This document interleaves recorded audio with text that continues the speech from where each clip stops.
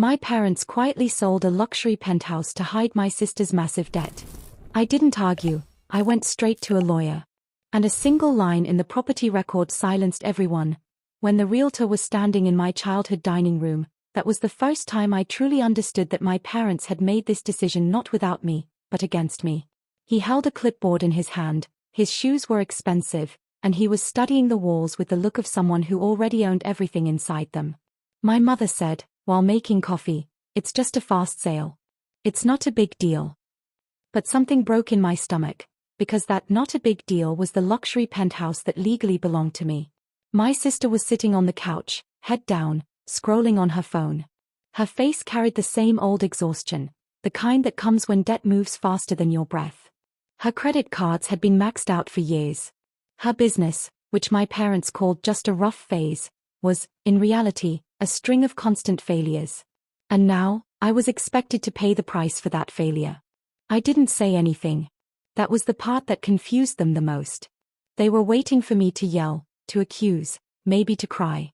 Instead, I picked up my jacket and said, "I need to go somewhere." My car was low on gas. The check engine light glowed steadily on the dashboard. A bank alert buzzed on my phone, overdraft warning. This was my real life, laid off from my job, health insurance gone, living in a small apartment where the heater worked only half the time. Still, I drove straight to the attorney's office. It was an old building with a slow elevator and faded certificates lining the walls. The attorney looked at me and said, "Your parents are already here." "Good," I replied. Inside the conference room, my father started talking immediately, as if speed alone could fix everything. "We're just solving a problem. For the family." I didn't interrupt him. I made only one request. "Please pull up the most recent property record." The attorney typed on his keyboard. The light on the screen shifted for a moment. Then his eyes went still.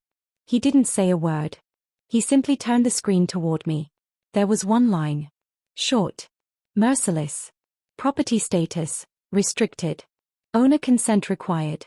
My mother said, "This must be a mistake." I said quietly, "No. This is the only thing I ever did on time in my life." Years earlier, when I had signed papers to help cover my sister's first major debt, I had placed one condition. No sale. No transfer. Nothing without my consent. They hadn't taken it seriously, because I had always been the quiet one, the one who adjusted, who compromised, who made things easier for everyone else. That day, there was no shouting in the room. Just a heavy silence. The realtor slowly closed his clipboard. The attorney placed his pen back on the table. For the first time, my sister looked at me, really looked at me. When I stepped outside, the air was cold. My hands were shaking, but my heart felt strangely steady. I hadn't taken anything from anyone. I had only taken back what was mine. I didn't sell the penthouse. I rented it out instead. A nurse and her young daughter moved in. With the rent, I began paying down my own debt slowly. I opened a small savings account. For the first time, I paid a bill on time and didn't feel panic afterward. But what that moment in the attorney's office truly represented went far deeper than property or money. For most of my life, I had been the safety net, the quiet backup plan no one asked permission from. When my sister failed, I absorbed the impact. When my parents worried, I was expected to bend. My own instability was treated as temporary, inconvenient, and somehow less important. Losing my job had stripped everything down to the bone. I could no longer hide behind reliability. There was no cushion left, no extra energy to spare.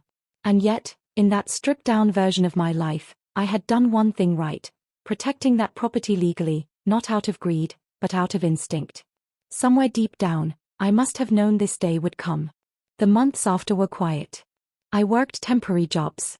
I tracked every dollar. I learned how to live without explaining myself.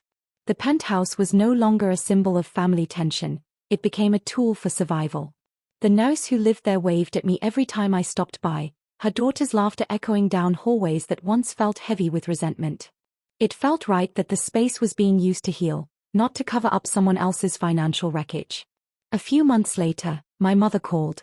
Her voice carried the same familiar softness, but none of the authority it once had. "We misunderstood you," she said. "I was understood for the first time," I replied. There was a pause. No argument followed. That silence felt different from all the others. It wasn't heavy. It was honest. I didn't take revenge loudly. I didn't humiliate anyone or demand apologies. I chose law over chaos, silence over shouting, and myself over obligation. And maybe that was the real victory, that I was no longer the solution to someone else's financial mistakes, but the owner of my own life. For the first time, my future felt like something I didn't have to surrender to keep the peace. If this story moved you, helped you think differently, or made you feel less alone, please consider liking the video and subscribing to the channel. Your support truly helps these stories reach more people who need them. Thank you for watching, for listening till the end, and for being part of this growing community.